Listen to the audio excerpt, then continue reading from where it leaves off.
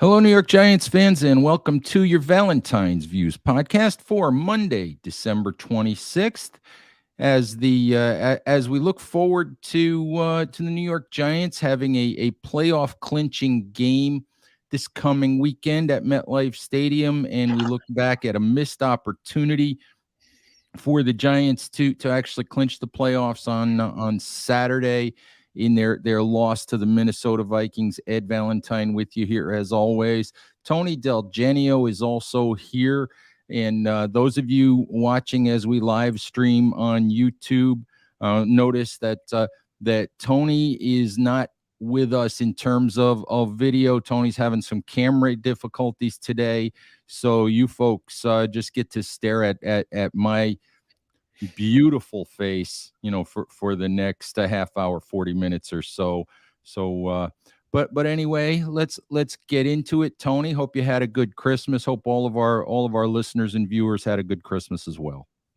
I did, Ed, and I hope you had a good Christmas too. Oh, it's always fun. It's always, you know how it is, Tony. It's always fun to watch the grandkids. It's always fun to watch the little ones and how excited they are. Yeah, well, Christmas morning is a really big thing, and I think the whole Christmas season is kind of a marathon that we run, and the morning after every run is just kind of exhaling. I know I slept late this morning, I'll tell you that much.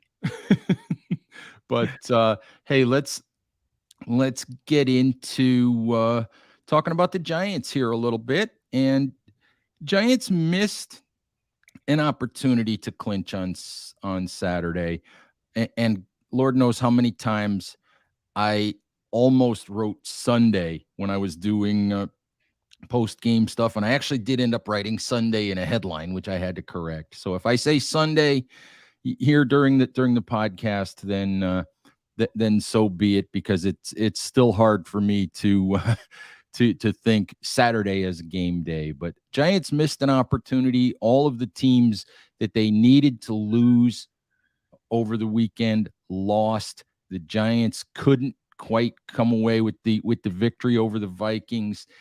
But as I wrote at Big Blue View, I couldn't come away really upset about anything that I saw on Saturday. I don't know how you felt, Tony, but that's how I felt. I looked at the way the Giants competed. I looked at how close they came to winning that game against a really good team. And I just couldn't, considering where the Giants came from, I couldn't get upset about the fact that they didn't win. Yeah, that's exactly how I feel. I'm feeling very good this morning, and I think the way I look at it, we don't expect this to be a Super Bowl winning team this year, and you want to see signs of progress. And obviously, the Giants have faltered a little bit in the second half of the season as their schedule's gotten harder. And the question, I think, in my mind is, can the Giants hang with good teams? And they've hung with every team they played all year until they got to Philadelphia, and then Philadelphia totally outclassed them. And even Dallas, really, they were in both of their games against Dallas, and if they'd played a little better, they could have even snatched one of those games. But the Philadelphia game was the one that started to worry me a little bit, and so I was curious as to how they would stack up against a team with a great passing offense, and they did okay. They lost, and of course the Giants specialize in losing on 60-yard field goals at the end Yes, of the they game. do. Good Lord. but the Giants competed. They played well. They came back. They had a late fourth quarter drive to tie the game up with a 2-point conversion. A lot to like in what you saw. Absolutely. And I keep reminding people to, or I try to remind people to have some perspective here. This is a team that went 4-13 a year ago. This is a team that hasn't played a legitimate, forget 2020 when they were 6-10 and sort of could have kind of backed into the playoffs. That was not a playoff worthy football team, but they haven't played legitimate, big, meaningful football games since 2016. This is a team that entering 2022 was tied with the New York Jets for the worst record in football over the last 5 years. And win, lose, or draw, because we've seen a draw this year already, keep some perspective, Giants fans. You're playing big, meaningful football games and competing well in them late in December into January with a really, really good chance at this point of making the playoffs. So for me, it would have been really nice to win. But for me, it's all good. What's happened this year is all good for the Giants. It bodes well for the future. And for me, that's the biggest point. It would have been nice to win. Obviously, it's always nicer to win than lose, but I can't get all worked up and feel badly about what happened Saturday. I just can't. Yeah, and you know that they lost because of known weaknesses on the team, and Absolutely. those known weaknesses have something to do with the injuries that they've had, and it's not even just a lack of personnel, although there is a lack of personnel in some areas, but the people who aren't on the field because they're injured uh, might have made the difference in that game. Absolutely. And Tony, as we live stream, I'm going to take a quick little detour here. We've got a question from Steven Gonzalez on YouTube asking if there's any information on when the Giants will get Xavier McKinney and Adoree Jackson back. And let me just quickly answer that. At this point, there is not. The Giants haven't practiced yet this week. We speak to Brian Daboll a little bit later this afternoon. We won't see the Giants on the practice field until Wednesday, when we'll probably have a better idea. My guess, Daboll indicated last week that Adoree Jackson is a little farther ahead than Xavier McKinney. If we're going to see either of them this weekend against Indianapolis, I think it might be Adoree Jackson, but I'm not 100% certain of any of that because neither of them has practiced now in several weeks. So just we'll see what happens later in the week, but I think I still don't think we're going to see Xavier McKinney, but at this point I'd say Jackson's a maybe.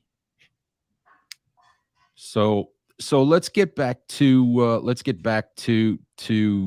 Saturday. Let's get back to talking about Giants and Vikings and upcoming Giants against Colts. And I think overall, Tony, I think that what we have to say, I think, is that everything that we've seen this year bodes well for the future of the New York Giants.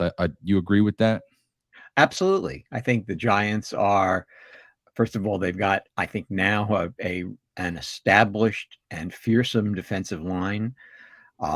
They've got an offensive line that is coming along. It's obviously there's still work to do, but there are some signs of hope there. They clearly need help at wide receiver, but they've managed to bring in several good wide receivers, and they obviously need help at linebacker.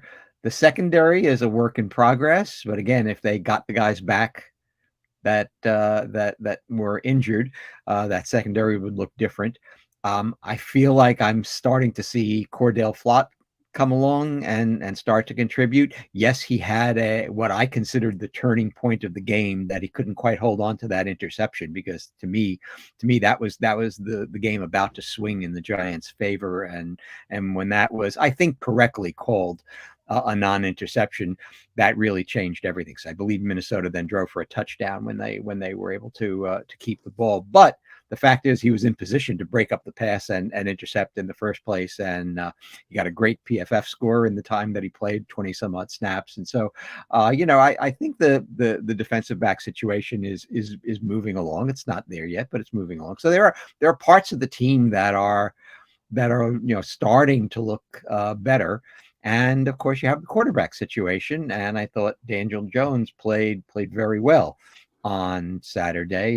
Yes, he had the interception, but it was his first interception in 5 games. And, you look around the league and I see Tua, who everyone was crowning as this big breakout quarterback, maybe the class of the 2020 quarterback class, throwing 3 interceptions in the fourth quarter with the game on the line. So, I think people are always overly critical of their own quarterback, and they don't look at what's going around elsewhere in the league. But I think Jones is playing like a borderline top 10 quarterback, I would say. Tony, you brought up the Daniel Jones topic, and it's one that I absolutely wanted to get into. And fact of the matter is that quarterbacks always get too much credit when when things go well. They get too much blame for when teams don't win. And I'm sorry. If you look at Saturday's Giants-Vikings game and don't understand how well Daniel Jones played, how much he did for that team under tremendous pressure, having to throw more than 40 times, which I think was a season high, facing the pass rush that he faced, having to do so much with, by and large, so little around him. If you don't understand how well Daniel Jones played, then I can't help you. I just can't help you.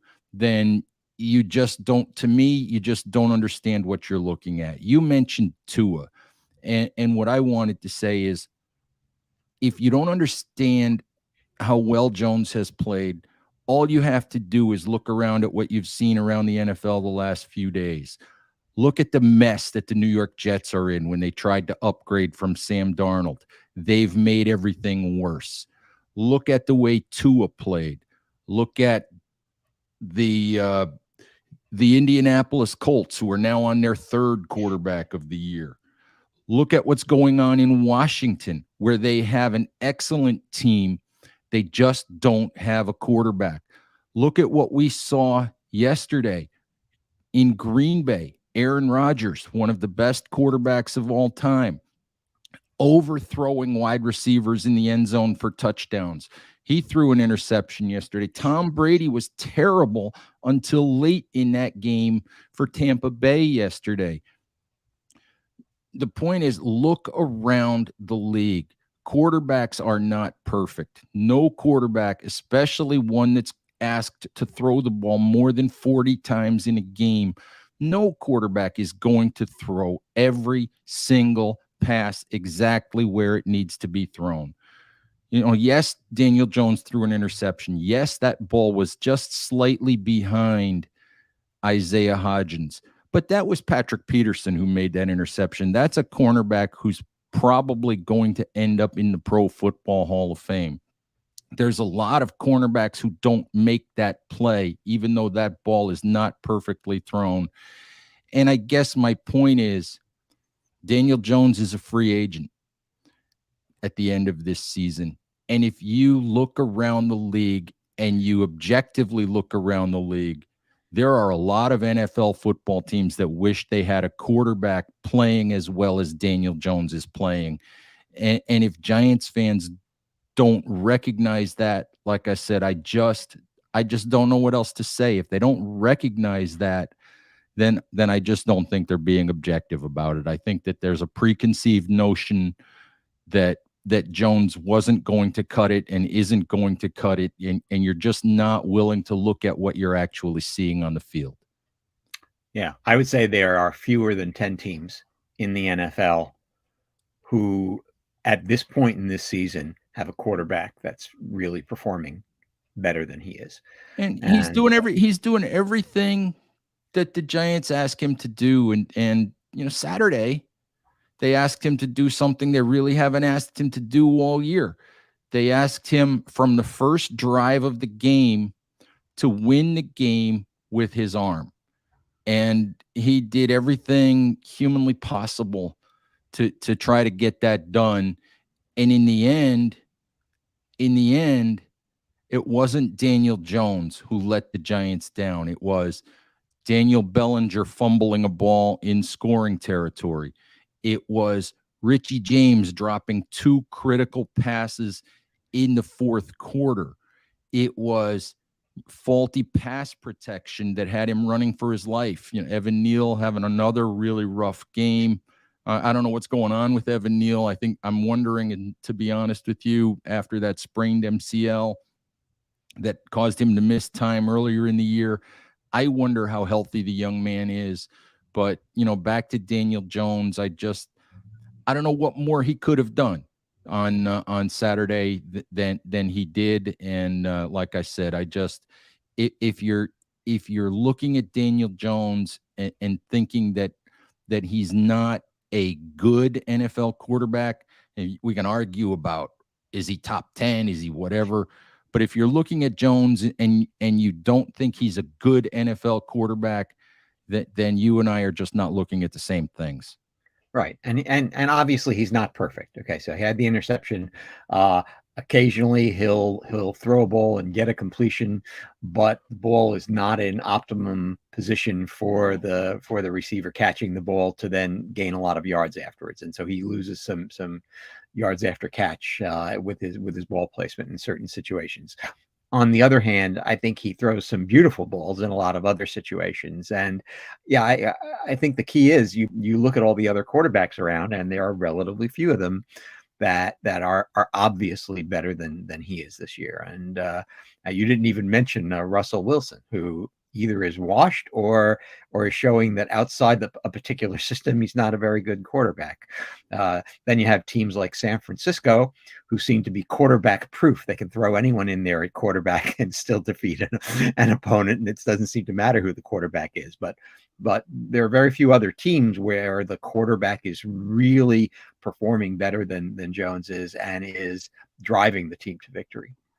Absolutely. And when you factor in how much he's done with his legs and how much he's done with his toughness this year, um, but one of the things that let's get off Daniel Jones for just a minute here, because I think we could talk about Jones, for a good long while, but I think we've both made the point that we see Jones as a good NFL quarterback. I think we'd both like to see Daniel Jones come back next year. And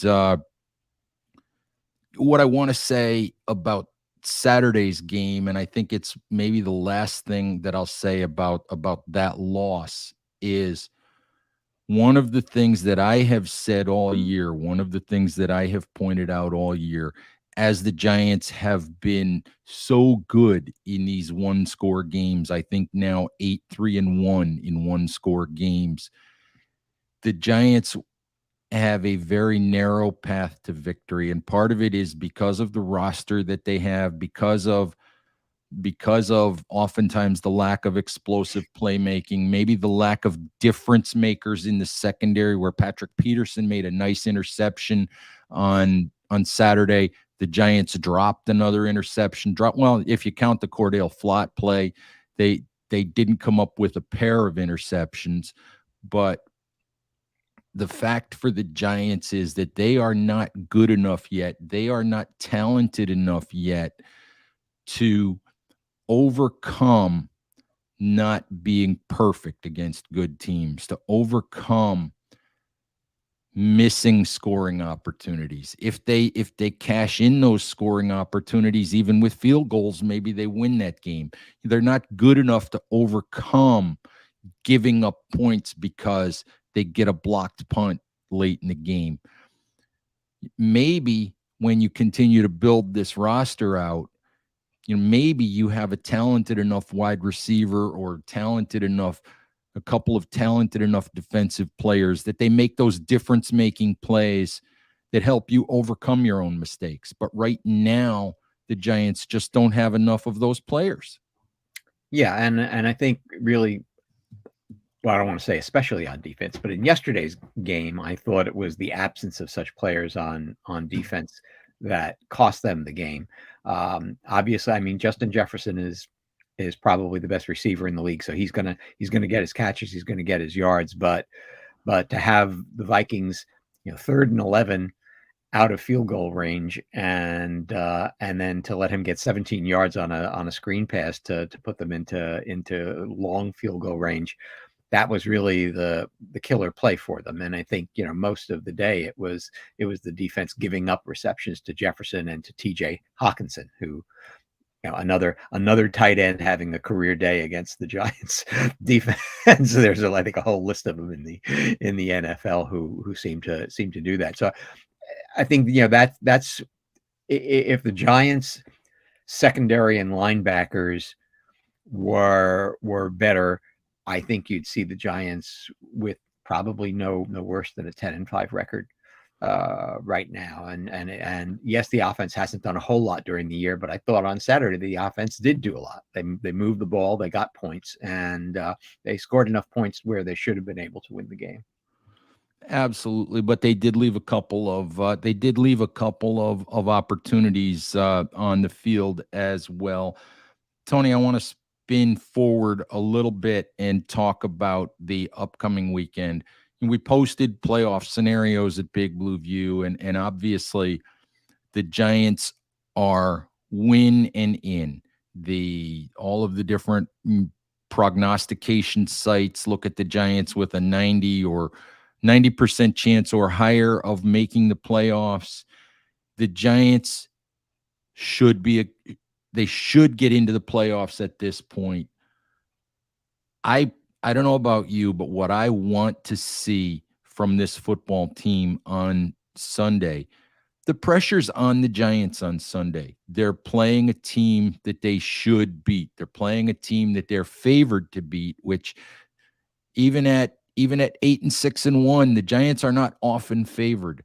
This is a game that if the Giants are a true playoff team, this is a game where they should come out. They should win this game. I don't want to say they should win this game handily, but they need to come out of Sunday with winning this game. Yes, there are scenarios where they can still clinch even over the weekend. They can still clinch if the other teams that are behind them in the playoff race lose.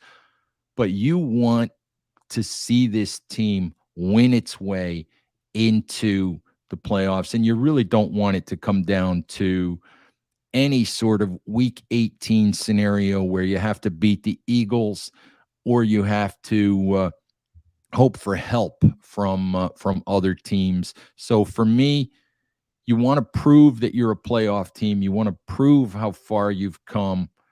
This is a game on Sunday. You want to see the Giants go out and take this game. Yeah, you don't want to see the Giants get into the playoffs with a record of 8-1, meaning they lost their last 3 games and just backed into the playoffs because everybody else lost too. And it has nothing to do really with the Giants advancing in the playoffs, because I think that the odds are that even if the Giants do get into the playoffs, they're going to lose in the first round. If they do make the playoffs, their most likely opponent in the first round is San Francisco. And do I think the Giants can beat San Francisco? I think no way the Giants can beat San Francisco. I think San Francisco is a very good team. They might even be good enough to beat the Eagles. And so it's really not about advancing in the playoffs, getting to the Super Bowl this year. It's too early, I think, to think that. And we know this team has too many flaws to think that way. It's a question of whether they can maintain and build upon what they've created over the first 15 games of the season, whether they can maintain that through to the end. And as you say, beating a team like the Colts, a team that could very well beat them. The Colts have played a number of teams very tough. The Colts almost beat the Eagles a few weeks back, for example, and they almost beat Dallas at Dallas. And so it's not a question of the Colts being a terrible team. The Colts are a team that has actually a pretty good defense and some talent on offense, but they're in the midst of their own quarterback search, and their coaching situation has been just a mess this year. And so they haven't lived up to what they thought they could be, but they are not a terrible team, and they could certainly beat the Giants. And so do the Giants show up and play the type of game you have to play against a team like that in order to take advantage of their weaknesses, put the doubt in the other team's mind, and then close the win. And that, I think that's what we're looking for on Sunday. Absolutely. And I will be honest with you, Tony. I think I turned the clock back a little bit to the Houston Texans game. That was the last time that the Giants played an opponent where I looked at it and said, this game for the Giants absolutely has to be a victory. And the Giants won that game. But what bothered me about that game and was still how close to the vest the Giants played it. I mean, they asked Saquon Barkley to carry the ball 35 times. I thought that was a team where they could have maybe opened up the passing attack a little bit more and tried to take advantage of the Texans and made life a little bit easier on themselves. And hopefully the Giants don't play this game so close to the vest on Sunday that they make it harder on themselves than it needs to be. Yeah, I'm hoping that too. I'm not sure that I'm expecting that. I think the Giants opened it up against Minnesota. I mean, who knows what was going through the mind of Brian Dable and the other coaches, but I think that they did this on Saturday, I should say, against the Vikings, because they sense that the Vikings don't have a great defense, and that this is a team that you could pass the ball on. And they probably also sensed that the Vikings were likely to roll up the yardage and maybe the points against the Giants defense, because when you're dealing with so many injuries in the secondary, you don't want to be facing a team with a receiver like Justin Jefferson. And so they might have gone in saying, look, we got to try to win this game, and we don't think we can win this game with the close to the vest approach against Indianapolis, which has a better defense than Minnesota. I'm not sure that they don't go back to the kind of ball control, run the ball a lot type of offense. So I'll be interested to see how they come out, and whether it looks like last weekend was a beginning of something new for how they call a game, or whether it was just a 1 week sample that we got due to a particular opponent that's going to go back now to, as you say, the way they played against Houston, which was very conservative considering the opponent. Yeah, I just think that Brian Daboll says every week that they do what they think is necessary to win a football game, and I think that they looked at the Minnesota front versus the Minnesota secondary, and they looked at the statistics from the season, which tell you that Minnesota hasn't covered the pass very well, and they felt like within what they do, that through the air was the best way to win the game. I thought so that wasn't. It was nice to see that they felt like they could put a game in Daniel Jones' hands, but I think, as Daboll says all the time, I think it's week to week. Tony, as I'm scrolling through comments and such here that we're getting from our YouTube folks, before we call it a show, there's one comment from Sean Prather that I wanted to address.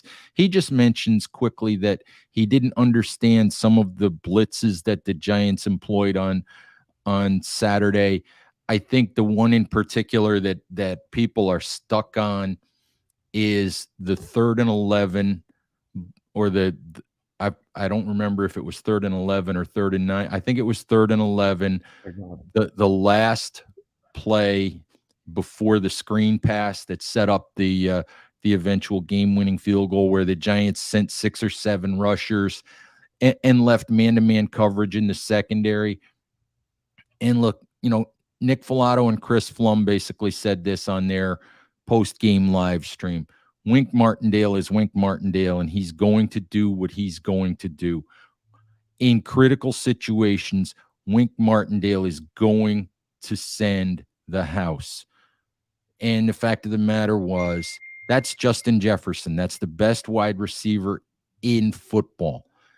The Giants don't have anybody who's going to cover him perfectly and blanket him in man-to-man coverage one-on-one. It's just not going to happen. To me, Wink Martindale's personality is pressure.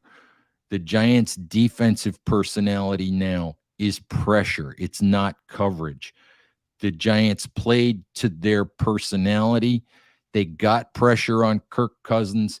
He made a good enough throw, not a great throw, but he made a good enough throw. And Justin Jefferson, the best wide receiver in football, made a play. To me, the Giants just played to their personality. If the Giants sat back and played 8 men in the secondary and played zone and rushed 3 and gave Kirk Cousins all kinds of time, guess what? He's going to find Justin Jefferson or TJ Hawkinson or Adam Thielen. He's going to find one of those guys anyway. So they played to their personality, and I had no problem with it. Yeah, I feel the same way. Obviously, it's a gambling defense, and the gamble didn't work at that time. But again, it's a situation where the Giants just don't have the secondary people back there right now who can prevent these types of plays. I thought that the big problem was that once Jefferson had the ball, because it was a screen pass, if I remember correctly, they let him get so much yardage after he caught the ball, and you're damned if you do, damned if you don't. I think against a team with an offense like that, and in that case, I think you tip your hat to the opposing offense and say, "Wow, they got the job done." Absolutely. Those guys get paid too. Kirk Cousins is a really good NFL quarterback. Justin Jefferson is the best wide receiver in football. TJ Hawkinson is a terrific tight end. You looked at that play and it that the screen pass, you kind of had to know that in some fashion or another the Vikings were going to try to get the ball to Jefferson. The play was simply incredibly well blocked. I don't know if the Giants could have done a better job getting off of those blocks. I suspect maybe with a different player out there in the secondary, maybe somebody gets off a block and makes a play. But as Brian Daboll always says, when you look at the play, the way that the Vikings set it up, they had a hat for a hat. They had a blocker for every Giants defender. They made a play, and then a guy makes a career-long field goal. And, at that point, I don't know about you, but I was desperately wishing that they could move the field goal outside. Outside into the cold weather at that point. But yeah. Well, and the guy hadn't made a field goal, I think, longer than 56. And so he he not only beat his previous high by 5 yards, but it looked like the field goal would have been good from 66. That was a Justin Tucker type of yeah, he hammered that thing. It certainly didn't help that he was inside in perfect conditions, but he hammered that thing.